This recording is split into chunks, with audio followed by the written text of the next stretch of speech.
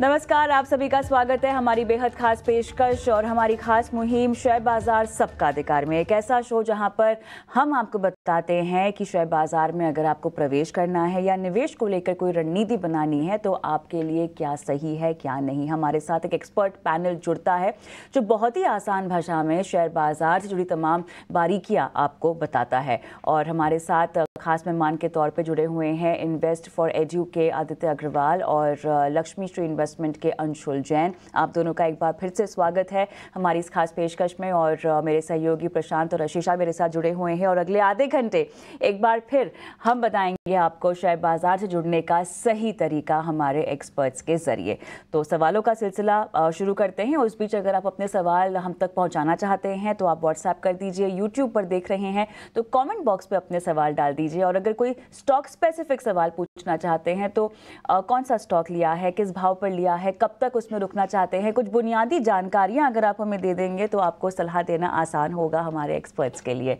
Alright, तो मेरे ख्याल से राज हमारे दर्शक फोन लाइन पर हमारे साथ हैं। नमस्कार मैम। नमस्कार, गुड मॉर्निंग राज। कहाँ से बोल रहे हो आप?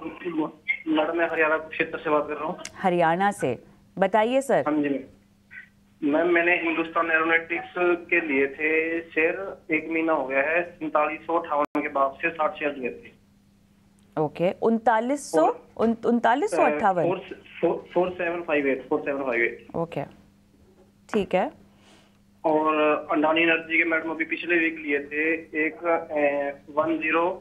1044 शेयर, ठीक है। ओके। और ओला इलेक्ट्रिक के लिए मैडम मैंने 710 शेयर है मेरे पास, 135 के।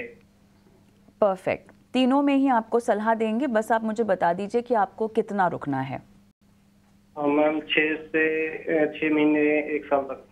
6 महीने 1 साल का समय आप देना चाहते हैं? हाँ जी। ऑलराइट, और भी स्टॉक्स होंगे आपके पोर्टफोलियो में ना? आप क्या फ्रेश पहली बार कर रहे हैं इन्वेस्टमेंट? जवाब तो मैं आपको केवल तीनों का ही दिलवाऊंगी, लेकिन वैसे जनरली पूछ रही हूँ कि आप लगातार शेयर बाजार में लगाते हैं पैसे। यही स्टॉक है मेरे पास। अच्छा, यही स्टॉक है। ऑलराइट आदित्य, निकाल देता हूँ जब प्रॉफिट आता है तो मैं निकाल देता हूँ। वैसे हिंदुस्तान में प्रॉफिट हुआ था पहले 15-16 हजार का, फिर मैं निकल लूंगा। हाँ, तो मैंने 5,000 के आसपास जाएगा तब देखते हैं, फिर वो डाउन आ गया। अच्छा, पढ़ते लिखते रहिएगा, ठीक है, शेयर बाजार को लेकर, और हमें तो देखते ही हैं तो उससे भी काफ़ी कुछ सीख जाएंगे। बहरहाल आदित्य, आपके पास आऊँगी, इनका नज़रिया अच्छा खासा है और तीनों स्टॉक के नाम आपने सुन लिए हैं। मैं आपको बता दूं एक बार फिर से, HAL 4758, इसे शुरू कर सकते हैं आप आदित्य। कविता, एक प्रॉब्लम ये है कि हमने ये आइडेंटिफाई करते हैं स्टॉक्स थोड़ा चलने के बाद, तो अगर हम डिफेंस कंपनीज की बात कर ले, थोड़ा कंसोलिडेशन चल रहा है अभी और प्राइस एक्शन कुछ हो नहीं रहा, उसमें टाइम वाइज करेक्शन हम इसे कह सकते हैं वो देखने मिल रहा है। तो HAL भी उसी कैटेगरी में आ रहा है अभी फिलहाल। इमीडिएट अपसाइड मुझे नहीं लग रहा स्टॉक में ज्यादा कुछ आने वाला है। ऊपर में 4900 5000 का एक बहुत बड़ा रेजिस्टेंस है और नीचे सपोर्ट है यहाँ पे 4600 का। अगर 4600 तोड़ता है तो मुझे लग रहा है स्टॉक में एक अच्छी खासी गिरावट हमें देखने मिल सकती है। स्टॉक लुढ़क के 4000 के लेवल्स तक भी आ सकता है। तो मेरी सलाह रहेगी कि आप एक बार इसमें 4600 का लेवल क्लोजली मॉनिटर करें। अगर वो ब्रेक करता है तो वापस से एक बार रिव्यू करें स्टॉक को, और अगर वीकनेस दिखती है स्टॉक में तो फिर एग्जिट करने का सलाह ज्यादा अच्छा रहेगा, क्योंकि उसके बाद मुझे लग रहा है स्टॉक में एक अच्छी खासी गिरावट आ सकती है। और तब आप देख सकते हैं फ्रेश एंट्री लेने के लिए। इतने लंबे समय तक उसमें अगर करेक्शन आता है तो बने रहने का कोई मतलब नहीं है। अब अगर हम दूसरी स्टॉक की बात कर ले, ओला इलेक्ट्रिक, तो उसमें लिस्टिंग के बाद एक अच्छा अपमूव देखने मिला था और उसके बाद स्टॉक ने एक छोटा करेक्शन भी दिखाया था और कल से एक रिवर्सल भी देखने मिल रहा है हमें। तो मुझे लग रहा है स्टॉक में बने रह सकते हैं। 100 रुपए का स्टॉप लॉस लगा है और ऊपर में आपको यहाँ पे 130 क्या जो आपका बाइंग लेवल था 130 135 का, वो उसके ऊपर जाता हुआ स्टॉक आपको डेफिनेटली दिखेगा और 160 170 के लेवल्स आपको वापस से रीटेस्ट होते हुए दिखाई दे सकते हैं। तो as far as Ola Electric is concern, आप बने रह सकते हैं इसमें। आपका जो तीसरा स्टॉक था अदानी एनर्जी, उसमें थोड़ा साइडवेज कंसोलिडेशन चल रहा है। बहुत ज्यादा मुझे उसमें बुलिशनेस नहीं देखने मिल रही है। इससे स्विच करके अगर आप अदानी ग्रीन में एंटर करना चाहते हैं या फिर आइनॉक्स विंड, आइनॉक्स ग्रीन, ये 3 स्टॉक्स है सिमिलर इसमें सेक्टर में ही है बट मच बेटर विजिबिलिटी है और चार्ट स्ट्रक्चर भी उनका बेटर है। तो मैं सलाह दूंगा कि अदानी एनर्जी से निकल के या तो अदानी ग्रीन, आइनॉक्स विंड या फिर आइनॉक्स ग्रीन, ये 3 स्टॉक्स में आप एंट्री ले सकते हैं। ठीक है, तो बाकी स्टॉक्स में तो बने रहने की आपको सलाह, लेकिन अडानी एनर्जी में कहीं ना कहीं आपको एग्जिट करने की सलाह मिलती हुई और आपको विकल्प भी दे दिए गए, ऑप्शन भी दिया गया कि कहाँ आप बेहतर जो है मौके देख सकते हैं। चलिए बढ़ते हैं आगे। मनोज पाल जी हमारे साथ इस वक्त जुड़े हुए हैं इंदौर मध्य प्रदेश से। मनोज जी गुड मॉर्निंग, बताइए किस स्टॉक पे आपका सवाल है? मेरा सीडीएल के मेरे पास 75 शेयर हैं और मैंने एवरेजिंग करके उसको 1600 पे ले आया हूँ, तो मैं इसको 3 से 4 साल तक होल्ड कर सकता हूँ। CDSL थोड़ा ऊपरी स्तरों पर, एवरेजिंग करने के बाद भी आपका भाव थोड़ा ऊपरी स्तरों पर ही है। चलिए आपने बोला कि आप इसी स्टॉक में बने रहना चाहते हैं। हाँ, 3 से 4 साल होल्ड कर सकता हूँ मैं। ठीक है, चलिए अंशुल जी, क्या 3 से 4 साल के नजरिए से CDSL सही लग रहा है आपको? 1612 तक ले आए हैं एवरेजिंग करके अपनी प्राइस है।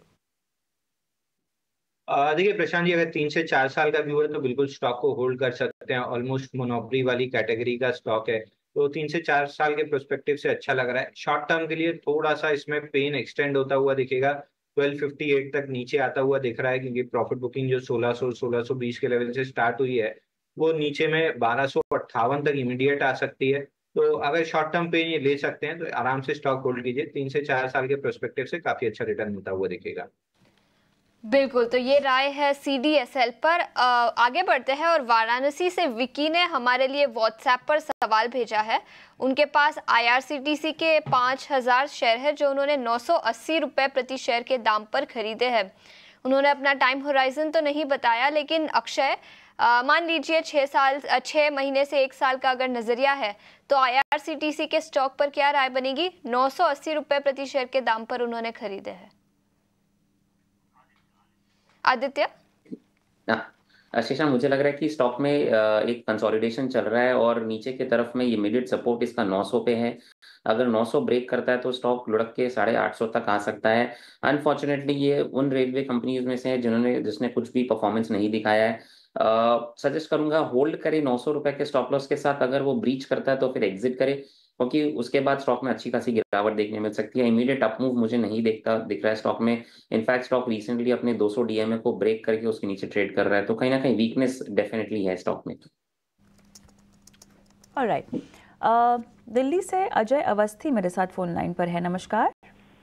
नमस्कार जी, बताइए। मैं बिल्कुल ठीक सर, आप बताइए क्या हालचाल? बढ़िया बढ़िया। मेरे पास 3 स्टॉक हैं। टाटा मोटर्स का 911 के एवरेज पे 100 शेयर है। उसके बाद BEL मेरे पास 200 स्टॉक है 300 के एवरेज पे, और इरिडा है 150 स्टॉक्स 241 की एवरेज पे। तो मैं मतलब तीनों में लगभग 3 से 5 साल का होराइजन लेके चल रहा हूँ। तो ये एक्सपेक्टेशंस क्या है इसको? अभी जैसे अभी मार्केट गिरा था तो मैं इसमें एवरेज किया जाए BEL और इरिडा में, या फिर वेट किया जाए? ऑलराइट, चलिए तीनों में आपको बताएंगे कि क्या रणनीति अपनानी चाहिए। अंशुल, आपके पास आऊंगे, एक एक करके बात करते हैं। मेरे ख्याल से टाटा मोटर्स ये बजिंग भी है, लेकिन अब ये बताइए जैसा कि कंसर्न्स निकल कर आ रहे हैं पैसेंजर व्हीकल्स को लेकर, क्या सलाह होगी इनके लिए? इनकी एवरेज इन्होंने 911 बताई है। देखिए टाटा मोटर्स में 2 प्रॉब्लम रही है कि यहाँ पे एक बॉक्स का ब्रेकआउट आया था 1065 पे, स्टॉक ने 1160 तक की अपमूव दी। ब्रेकआउट फेल हुआ, लेकिन वापस से सेकंड टाइम ब्रेकआउट सस्टेन करने की कोशिश की और सिंगल डे का अपमूव था 29 अगस्त को। उसके बाद से कंटिन्यूअस लॉन्ग लिक्विडेशन है। तो फाइनली ये एविडेंट है और क्लियर है कि 1065 के ऊपर जो ब्रेकआउट आया था वो फेल हो चुका है और अब बुल्स यहाँ पे ट्रैप्ड हैं। लॉन्ग लिक्विडेशन चल रही है, 2 से 3 दिन का पुल बैक मिल सकता है 1070 तक, बट डाउनसाइड जो एक्सटेंड होती हुई दिख रही है वो 967 और उसके बाद बॉक्स का लो 921 रुपए, ये 2 टारगेट आते हुए दिख रहे हैं। तो यहाँ से एक बार के लिए 1065 1070 आता है तो आपको लॉन्ग से एग्जिट कर लेना चाहिए। नीचे में 920 के आसपास आपको वापस अच्छा मौका मिलेगा टाटा मोटर्स एक्यूमुलेट करने का। तो शॉर्ट टर्म में एक बार रैलीज पे एग्जिट कीजिए, 920 के आसपास री एंटर कीजिए। BEL भी है इनका 300 की एवरेज प्राइस है अंशुल। देखिए एक बार के लिए तो एग्जिट करना पड़ेगा, क्योंकि शॉर्ट टर्म में पेन या तो एक्सटेंड होता हुआ दिखेगा, अगर बहुत लंबा इनका नजरिया है तो फिर दिक्कत है। दूसरा BEL में अगर देखें तो थोड़ा सा डाउनसाइड एक्सटेंड होता हुआ दिख रहा है। सरकारी कंपनियों में वैसे भी डाउनसाइड ओपन अप होती हुई दिखी है। यहाँ पे 5 डाउन डोज है, तो 2 दिन का पुल बैक मिल सकता है 290 292 तक, बट वहां पे एग्जिट करना चाहिए। डाउन साइड इसमें एक्सटेंड होती हुई दिखेगी 254 इनिशियली और उसके बाद 235 तक। तो 1 से 2 दिन पुल बैक मिलता है बीईएल में, तो एग्जिट कर लेना चाहिए। ठीक है, तो ये है खास रणनीति आपके स्टॉक पे। फटाफट से अपनी अगली कॉलर को जोड़ते हैं। राखी रावलानी हमारे साथ इस वक्त जुड़ी हुई हैं। राखी, गुड मॉर्निंग, कहाँ से बात कर रही हैं? सर गुड मॉर्निंग सर, मैं अयोध्या से बात कर रही हूँ। अरे वाह वाह, तो जय श्री राम आपको कहना होगा। बताइए अयोध्या में किस तरह के बदलाव नजर आ रहे हैं? अब धार्मिक स्तर पे तो हम देख रहे हैं कि बहुत ज्यादा लोग पहुंच रहे हैं, दक्षिण भारत से बहुत ज्यादा लोग वहां पहुंच रहे हैं। हाँ जी सर, बिल्कुल सही कह रहे हैं आप। बहुत अच्छा अभी चेंजेस आ रहे हैं यहाँ पे। तो इवन अब यहाँ पे मतलब हॉस्पिटैलिटी भी काफी इम्प्रूव हो गई है साथ साथ जब से मंदिर बना है। चलिए, बहुत अच्छा, इसी तरह से बेहतर होता रहे अयोध्या और उसके आसपास का इलाका। हमें बताइए राखी, करती क्या है आप? सर मैं कॉलेज स्टूडेंट हूँ, अभी मैं 3rd ईयर में मतलब मैंने एडमिशन लिया है। चलिए, तो आपका सवाल तो हमारे पास है क्योंकि आपने पूछा हुआ है कि आप निवेश की शुरुआत करना चाहती हैं और हमें खुशी इस बात की है कि हमारा शो शेयर बाजार सबका अधिकार आपने उसे चुना है अपनी निवेश जर्नी में एक मार्गदर्शक के तौर पे। हमें बताइए निवेश को लेकर क्या नजरिया है आपका, कितना इन्वेस्ट कर सकती हैं, और इसके साथ ही कोई अगर सेक्टर पसंद आता हो तो वो भी बताएं। जी सर, पहले तो मैं आपका थोड़ा सा टाइम लेना चाहूंगी, सिर्फ 2 मिनट। एक्चुअली मेरे फादर इस मार्केट में बहुत टाइम से हैं। पुराने समय में उन्होंने काफी लॉस दिया हुआ है, 2008 और 7 की जो क्राइसिस आई थी वहां पे। तो अब मैंने, क्योंकि अभी न्यू मेरी जर्नी स्टार्ट हो रही है यहाँ पे निवेश करने की, तो सबसे पहले तो मेरे पास मेरी सेविंग की अमाउंट है 1 to 2 लाख अबाउट ये अमाउंट है। और मैं इससे सर अबाउट 1 to 2 ईयर्स के लिए कहीं एक अच्छे स्टॉक्स में इन्वेस्ट करना चाहती हूँ। और मैं आपका शो काफी टाइम से भी देखती आ रही हूँ और मैं चाहूंगी कि अंशुल सर मुझे इस पर सलाह दें और कुछ ऐसा मुझे शेयर बता दें जिससे एटलीस्ट मैं 1 to 2 ईयर इसमें रहकर बहुत अच्छे मतलब अपनी अमाउंट को ग्रो कर सकूं। चलिए अंशुल, मैं आपके पास आना चाहूंगा। अयोध्या से सवाल है। अंशुल खुद आप काशी से हैं, बनारस से हैं, तो जाहिर सी बात है मार्गदर्शन दीजिए। हाँ, क्वालिटी स्टॉक ये चाहती हैं, 1 से 2 साल का इनका नजरिया है, जरा बताएं। 1 से 2 लाख तक इन्वेस्ट कर सकती हैं, क्या राय होगी? निवेश की यात्रा इनकी अभी शुरू हो रही है। देखिए, अगर आप शुरुआत कर रहे हैं तो मेरी सबसे पहले सलाह रहेगी कि आप mid cap small cap counter से दूर रहिए, क्योंकि वहां पे बिना स्टॉप लॉस के ट्रेड करना काफी घातक होता है। लार्ज कैप में रहिए। एक पहला स्टॉक रहेगा एचडीएफसी बैंक, बहुत लंबा कंसोलिडेशन हो चुका है और आप stock almost on the verge of breakout है। 1725 के ऊपर जैसे सस्टेन करेगा 2050 तक की अपमूव मिल सकती है। तो पहला काउंटर रहेगा एचडीएफसी बैंक।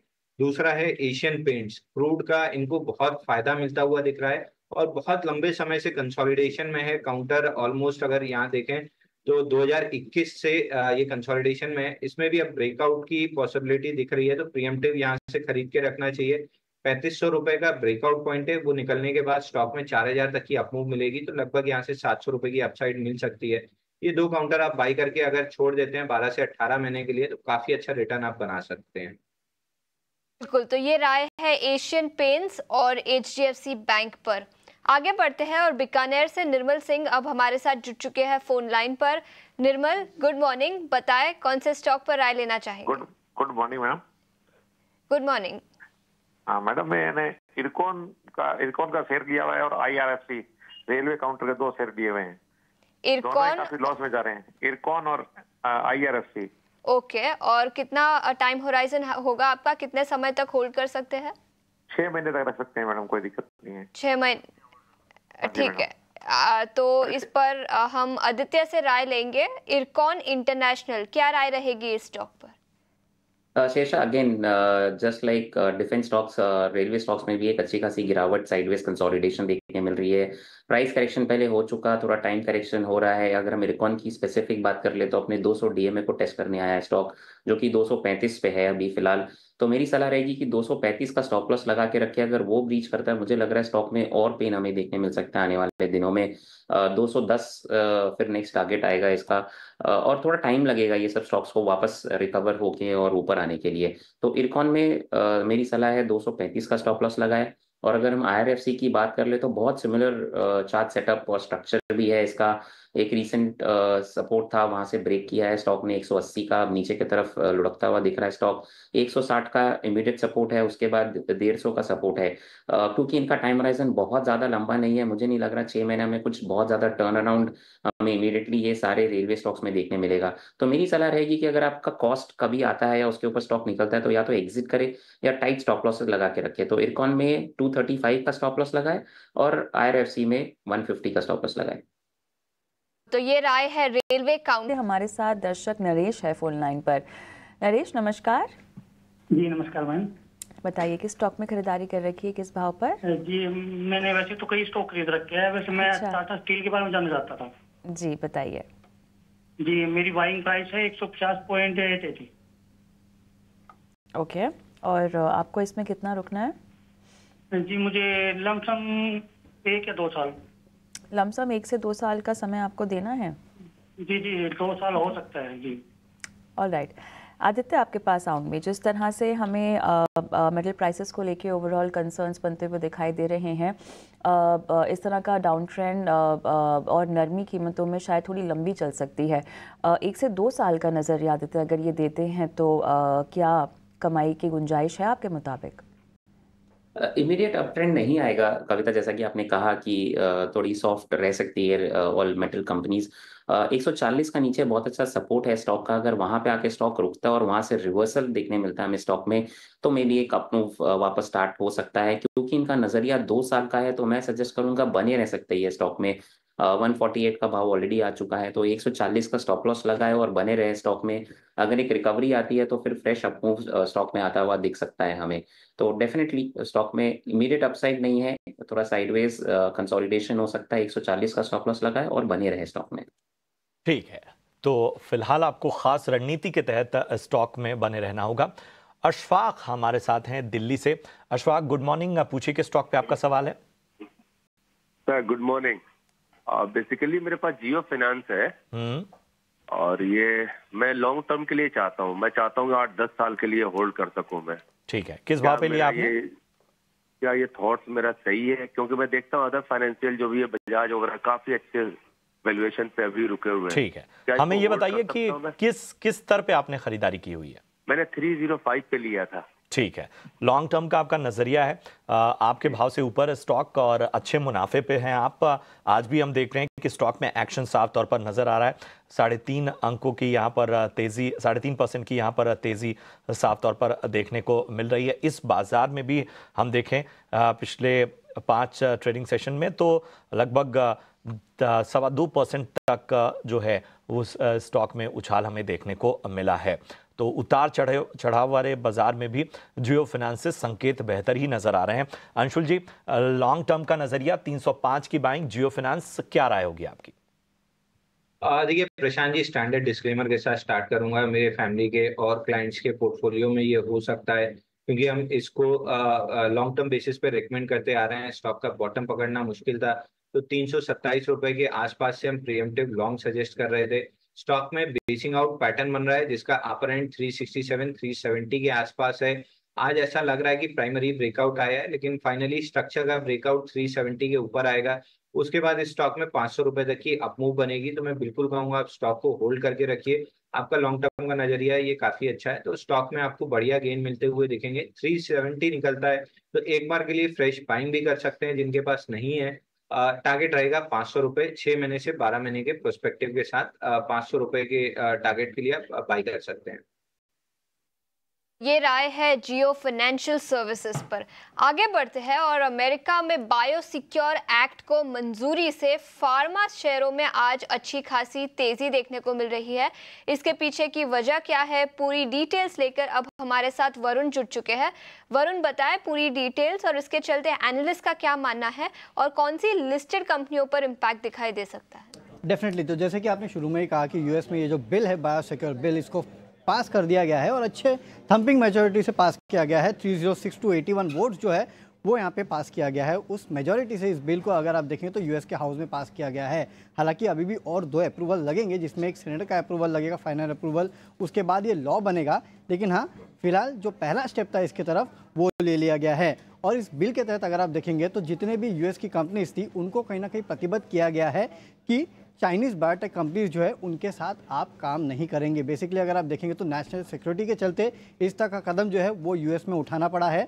हालांकि कंपनियों को 8 साल का वक्त दिया गया है, जिसके दौरान उन्हें धीरे धीरे अपना एक्सपोजर जो है वो चाइनीज़ कंपनीज पे कम करना पड़ेगा। और यहाँ 5 चाइनीज़ कंपनीज है बेसिकली जिनका नाम इसमें स्पेसिफिकली लिया गया है, जिसमें BGI Genomics, MGI Tech, Complete Genomics, इसके अलावा और 2 और कंपनी है, उखाई एपटेक, बायोलॉजिक्स। ये वो कंपनीज है जिन पे कहीं ना कहीं इस बिल में इनका नाम सामने आया है। अब देखिए इसका इम्पैक्ट क्या है, क्योंकि ये जो कंपनीज है बेसिकली अगर आप देखेंगे तो यूएस की कंपनी से करीब 4-5 बिलियन डॉलर के आसपास का सालाना कामकाज जो है वो करती थी। तो इसके चलते दुनिया भर के बाजार में ये एक अपॉर्चुनिटी खुल जाती है और इसमें इंडियन कंपनीज जो है उनको भी फ़ायदा होगा, खासकर CDMO कंपनीज जो है उनको फ़ायदा होगा। हालांकि 2 से 3 साल का समय लगेगा कोई सिग्निफिकेंट इम्पैक्ट देखने के लिए, लेकिन हाँ, शुरुआत इसकी हो सकती है और पॉजिटिव शुरुआत जो है वो होगी। और इसमें सबसे ज़्यादा फ़ायदा उन कंपनियों को होगा जिनका मैन्युफैक्चरिंग बेस इंडिया के बाहर है, खासकर यूरोप और यूएस में जिनका मैन्युफैक्चरिंग बेस है उनको सबसे ज़्यादा फ़ायदा होते हुए नजर आएगा। जैसे कि पिरामल फार्मा हो गया, जुबिलेंट फार्मोवा हो गया, DV, सिंजिन, ये तमाम वो कंपनीज है जिसको इसका फ़ायदा होगा। तो पहली शुरुआत तो हो चुकी है, बिल पास हो चुका है और 2 हर्डल्स बाकी है, वो भी जिस दिन पास हो जाएंगे उस दिन ये बहुत बड़ा गेम चेंजर हो सकता है इंडिया फार्मा कंपनीज के लिए।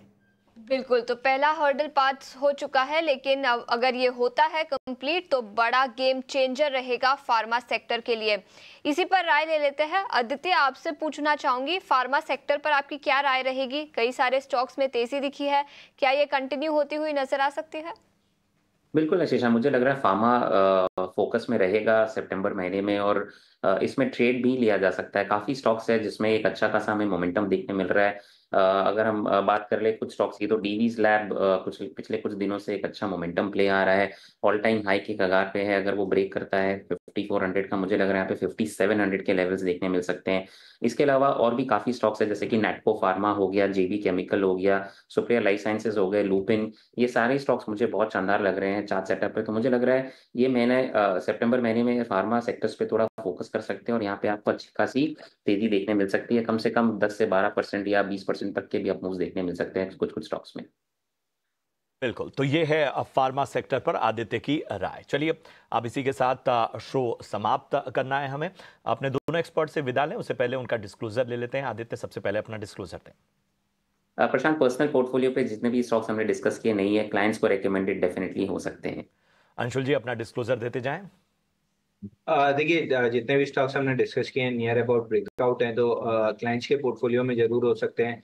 जियो फाइनेंस ऑलरेडी मैंने डिस्क्लोजर दे दिया कि क्लाइंट्स और कंपनी के पोर्टफोलियो में और फैमिली के पोर्टफोलियो में हो सकता है, क्योंकि हमने लॉन्ग टर्म प्रोस्पेक्टिव से इसको प्रीएम्प्टिव बाई सजेस्ट किया है। बाकी कोई भी ऐसा स्टॉक डिस्कस नहीं हुआ है जो मेरे पर्सनल पोर्टफोलियो में रहा हो। शुक्रिया करेंगे अंशुल, शुक्रिया करेंगे आदित्य, हमारे तमाम निवेशकों का मार्गदर्शन करने के लिए और बाजार पर बेहतर रणनीति बताने के लिए।